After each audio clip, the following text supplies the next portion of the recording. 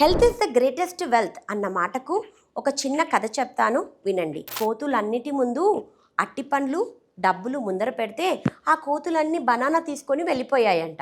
పాపం ఆ కోతులకు తెలియదు కదా ఆ డబ్బులు ఉంటే ఎన్నో బనానాస్ కొనుక్కొని తినొచ్చు అని.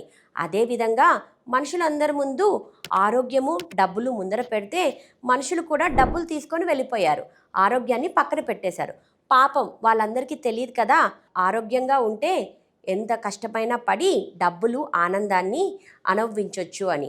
అది తెలియకనే ఈ కాలం యంగ్స్టర్స్ జాబ్స్లో కష్టపడుతూ ఆరోగ్యాన్ని పక్కన పెట్టేసేసి డబ్బులు బాగా సంపాదించాలి అని చెప్పేసి ఎన్నో హెల్త్ ప్రాబ్లమ్స్ని కొని తెచ్చుకుంటున్నారు. అందుకనే ఇప్పుడు యంగ్ జనరేషన్ వాళ్ళల్లో obesity, PCOS, PCOD, thyroid, diabetes ఇలా ఎన్నో హెల్త్ ప్రాబ్లమ్స్ని చూస్తూ ఉన్నాము.